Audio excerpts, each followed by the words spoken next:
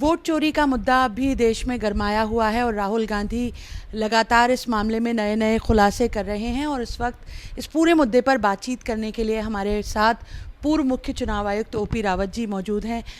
Sir, जिस तरह से ये मामला आगे बढ़ रहा है, अब कर्नाटक के जो वोटर्स के नाम आए, 6,000 नाम काट दिए गए, आपकी इस पूरे चुनाव आयोग में भूमिका रही है। क्या इस तरह से संभव हो सकता है कि ऑनलाइन नाम काट दिए जाएं? देखिए, जिस तरह से आरोप लगा है उस तरह से तो संभावना कम ही दिखती है, लेकिन मतदाता सूची का बनाना, वो सब करने का काम इतने अधिक लोग करते हैं। एक स्टेट में कम से कम नहीं तो 5 लाख 6 लाख लोग लगे होंगे इस काम में, और अगर पूरे कंट्री का देखें तो कम से कम नहीं तो 20 से 25 लाख लोग लगे होंगे। तो किस व्यक्ति में कितना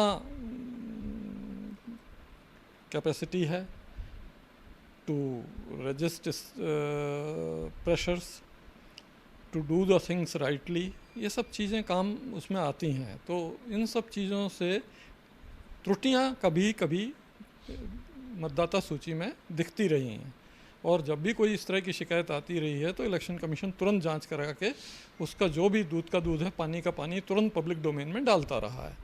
इसलिए ऐसी चीज़ें कभी बढ़ नहीं पाई।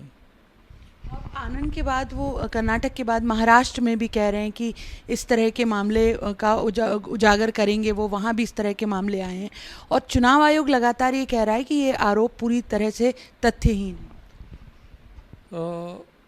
क्या है, चुनाव आयोग को हमेशा जब भी कोई शिकायत आए, स्पेशली स्टेक होल्डर्स की या वोटर्स वगैरह की, किसी की भी, तो चुनाव आयोग को तुरंत उसकी जांच करनी चाहिए, घंटे 2 घंटे में, 4 घंटे में, 1 दिन में, और तुरंत पब्लिक डोमेन में सारी जानकारी डाल देनी चाहिए, ताकि आम वोटर किसी भी तरह से विपरीत रूप से प्रभावित ना हो सके। ज़रा सा भी उसमें विलम्ब होगा तो वो स्नोबॉल होगा और उसका फ़ायदा जो है पॉलिटिकल पार्टीज़ उठाएंगी। ये एक समस्या रहती है, और इस मामले में अनफॉर्चुनेटली वही हो गया कि विलम्ब हो गया जांच करने में।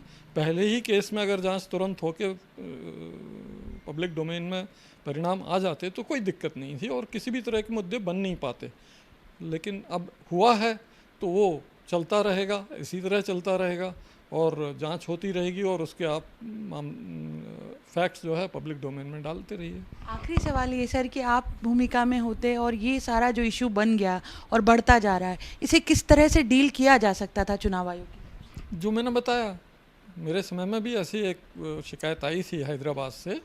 हाँ, बहुत सेंसेशनल शिकायत थी कि 2-2.5 लाख वोट जो हैं गलत जुड़ गए हैं और गलत आ गए हैं।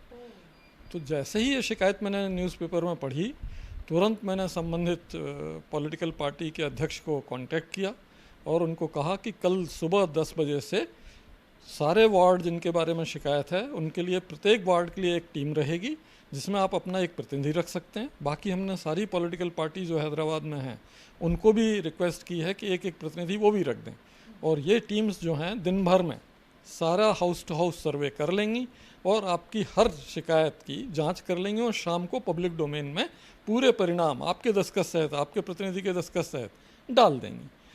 वो शिकायत वहीं ख़त्म हो गई, क्योंकि जो उन्होंने कहा था वो नहीं। उसका कारण एक है, पॉलिटिकल पार्टीज़ के पास कोई भी जांच मशीनरी नहीं होती है, उनके वर्कर्स होते हैं, कार्यकर्ता होते हैं, और वो जो ज़मीन से शिकायतें उनको ला के देते हैं, ये उनका दायित्व हो जाता है कि उस पर भरोसा करें, क्योंकि उनका वर्कर लाया है, और भरोसा करके उसको ऊपर उठाएं ताकि उसका निराकरण हो सके। सरकारी मशीनरी के पास तो जांच मशीनरी होती है कि तुरंत जांच करा लो आप और तुरंत तथ्य पब्लिक डोमेन में डाल दो। पॉलिटिकल पार्टीज़ के पास नहीं होती, तो वो हमें ध्यान में रखना चाहिए।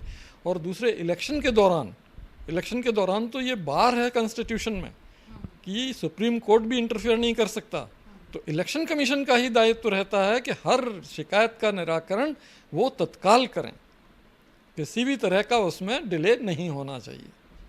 हमसे बात करने का बहुत बहुत शुक्रिया सर। जैसा रावत सर कह रहे हैं कि ज़रूरी ये था कि चुनाव आयोग जैसे ही शिकायत आई उस पर एक्शन लेता तो मुमकिन था कि ये मुद्दा इतना बड़ा नहीं हो पाता। कैमरामैन फैज़ान खान के साथ शिफाली, ETV भारत के लिए।